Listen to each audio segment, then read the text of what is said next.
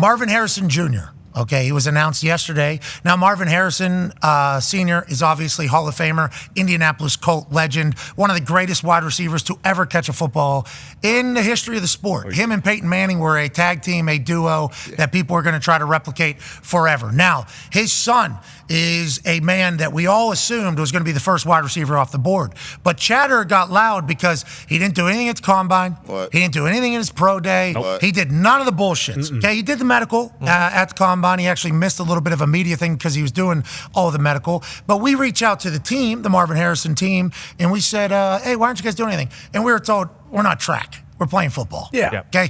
Watch the film. If you don't think he's fast, don't draft him. We're not really, that is just, we're not getting into a 3-cone drill for the next month to figure out how to do this. We're not working on his 10-yard split. We're not working on just a track 40 because you're not going to do that ever in football. He's going to work on football stuff. So there were some people that took that the wrong way. They're like, wait a minute, is this guy a diva? Is this guy maybe high maintenance and everything like that? Everybody around Ohio State says that's not, it's like the hardest working dude of all time. He's been given a game by his dad since he was a kid. He comes in, he's on the jugs machine in the morning, doesn't go to bed till he's on the jugs machine at night. He's in the weight room. His teammates love him. But there was a couple things that popped up that gave people to be like, maybe this isn't a guy What's going on you here, want in your building. Even though his dad, once again, one of the greatest wide receivers of all time.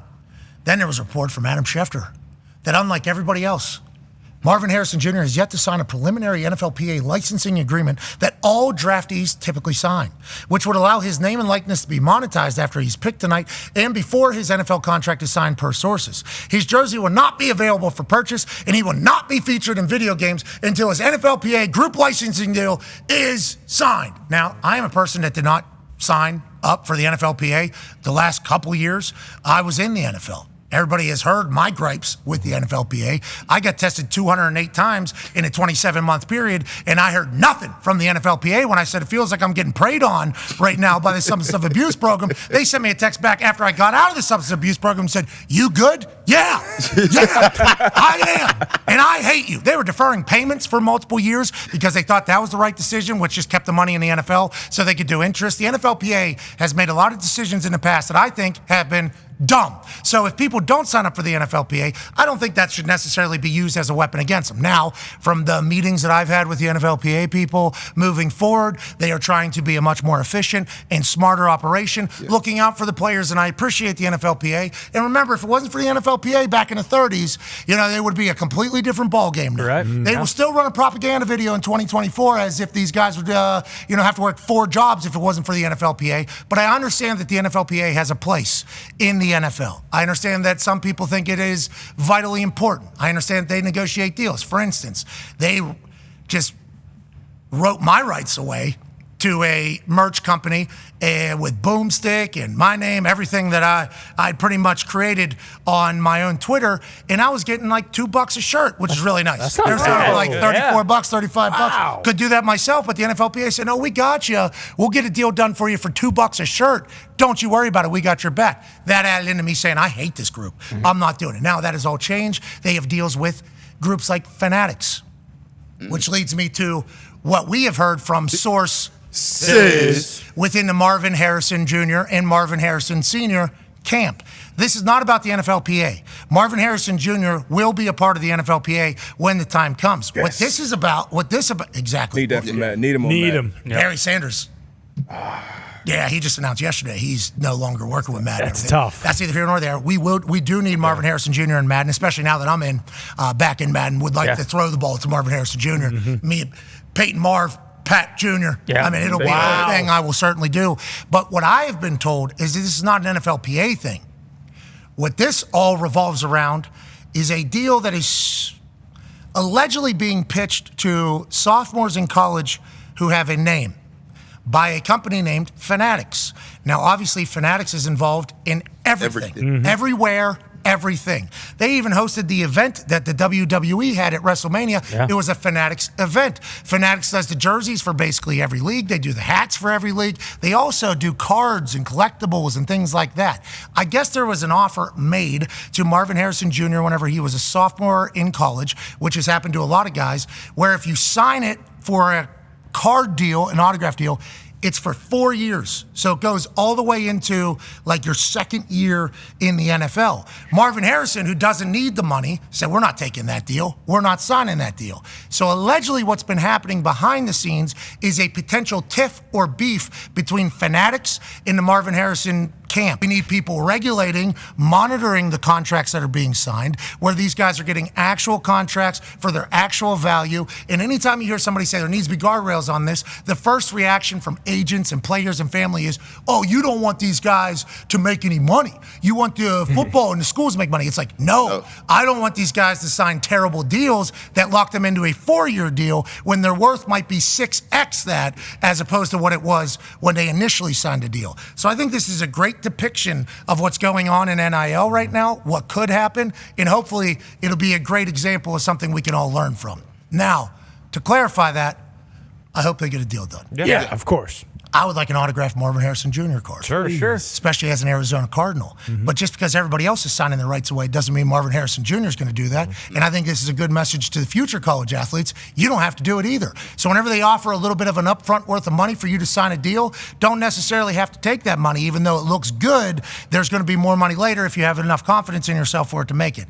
This is kind of what college football, NIL, is kind of at a tipping point. And Marvin Harrison Jr. is probably going to be the face of hopefully some change for the future. Yeah, like it's almost necessary for this to happen with a guy like Marvin Harrison Jr. because if it didn't, it feels like it makes headlines and it just falls to the wayside. Like there's the lineman from Florida who signed away while he was at Florida 25% of his future earnings forever. He's not the only one. No, yeah, exactly. But because it wasn't a forever, forever. Wow. And he was a day 2 pick to the Chicago Bears. Like it wasn't as if this guy is an undrafted free agent. Like this is SEC football, gonna play in the NFL, and that happened. But again, kind of forgotten about with Marvin Harrison Jr. You can't ignore it. I mean, this guy has been, a top 5 pick basically since he stepped into college football, and now this is one of those things where future teams like Travis Hunter, for instance, next year when he comes in, and he's going to be one of those guys who's at the top. That hey, instead of just blindly signing an NFLPA deal like you just mentioned, where you're getting 50 cents a shirt, even though it's all because of who you are and you're not reaping the benefits of your work on the field. Like if it wasn't for Marvin in this situation, then there probably would be a lot more tomfoolery going on behind the scenes. Yeah, you got to be who you can afford to be, obviously. Yeah. And if you're going to bet on yourself, you bet on yourself. And I think some guys that's in the position like Marv is, with his dad being who he is, they don't need no money. So he can bet on himself and don't have to sign the card deal that's going to lock him in for 4 years. I don't think it should even be allowed. No. Is my thing. I don't After think college, it should be a whole new deal. bingo. Yeah, like this is Ohio State deal. But I guess this is just this is just what it is. Like, hey, first 2 years in the NFL, last 2 years in college, we'll kind of lock this in. We want to be partners and everything like that. But the rate you have, and this goes to people negotiating, you need to negotiate either an opt-out in there after you leave college or an escalator. If it sells a certain amount of things, it's like, which adds into it even more so. Like with the NIL deals, we need somebody to, hey, here's the structure, here's how this goes. Because you're talking about, and Marvin Harrison Jr. is different because of his dad. But like, and I just say me because I'm just talking about from my particular standpoint. If Tim McAfee and Sally McAfee, and let's say I was a quarterback and I was a good one, Tim McAfee and Sally McAfee were offered $100,000 when I was a sophomore in college. And that is 3x what my family made annually growing up this entire time. We're taking that deal. Tim McAfee's looking at me like, what's the ramifications there? Who gives a shit? We got $100,000 right now. We got out of debt, and it's like all of a sudden you're locking into a deal because you get the for show money right now, and you're getting screwed money later, and it's like all these things are what we're talking about whenever we say there needs to be guardrails, because we need to protect people from signing away their rights. And I'm not saying Fanatics is taking advantage of anybody. This is probably what they feel like is a good deal. But Marvin Harrison's thinking this is not a good deal and I'm not signing it. And they're saying it's kind of being held against them in the back end for other businesses, and now it's being portrayed in a certain way. So it's like, there's a lot of moving pieces of this, but I think with this big of a name, this high profile of a company too, with Fanatics